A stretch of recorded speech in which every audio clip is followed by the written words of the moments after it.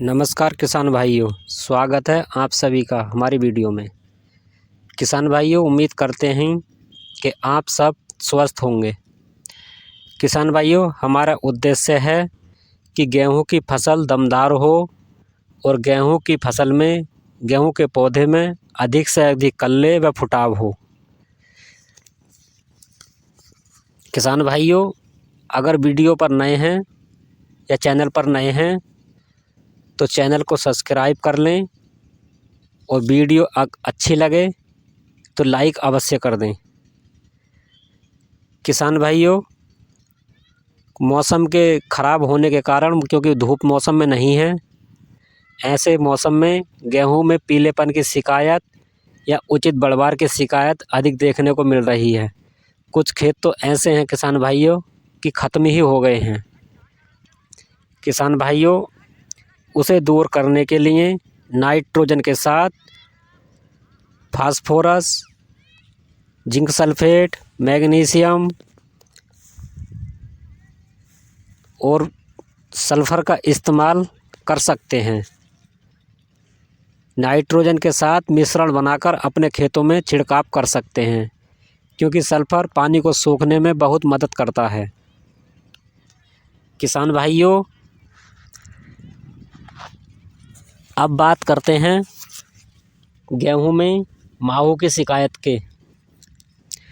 जब हमारी फसल 3 से 2.5 महीने की रहती है, 2.5 से 3 महीने की रहती है, तो उस समय माहू की शिकायत अधिक देखने को मिलती है, क्योंकि उस समय ही हमारे गेहूं के खेतों में बालियां निकलती हैं, जो निकलते ही निकलते गेहूं के बाली का दूध जो होता है वो चूसता रहता है। इसे दूर करने के लिए आप थाइमॉक्स का स्प्रे कर सकते हैं,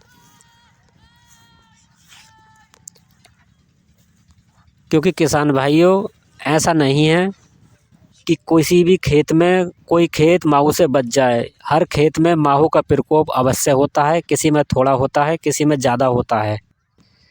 तो किसान भाइयों, माहू का विशेष ध्यान रखें, क्योंकि माहू खेत में ना लगने पाए। माहू खेत में लग जाता है तो दाना ना तो सुडौल बनता है और ना ही मोटा हो पाता है और ना ही दाने में चमक होती है। तो इसके लिए आप थाइमॉक्स का प्रयोग कर सकते हैं। अब किसान भाइयों, जिस समय हमारे खेतों में गेहूं में डंडी बन जाए, गांठ बन जाए या बालियां निकल रही हों, उस समय आप नाइट्रोजन का इस्तेमाल बिल्कुल ना करें, क्योंकि उस समय नाइट्रोजन के इस्तेमाल से आपको कोई फ़ायदा नहीं होगा, सिर्फ नुकसान ही नुकसान होगा। क्योंकि नाइट्रोजन का कार्य रहता है फसल में बढ़वार देना।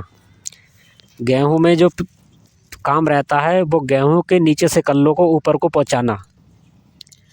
तब तक ही आप नाइट्रोजन दे सकते हैं, तब तक कि हमारी फसल 2-2.5 महीने की है। उसके बाद में आप नाइट्रोजन का इस्तेमाल बिल्कुल ना करें। उसके बाद आप बोरोन का इस्तेमाल कर सकते हैं, बोरोन का छिड़काव कर सकते हैं। 25 से 30 ग्राम 15-16 लीटर पंप के अंदर डालकर आप उसका छिड़काव कर सकते हैं। बोरोन से यह फ़ायदा रहता है, क्योंकि बोरोन दाने को फुलाने में बहुत मदद करता है। इसके दाना चमकदार बनता है, मजबूत बनता है और मोटा बनता है।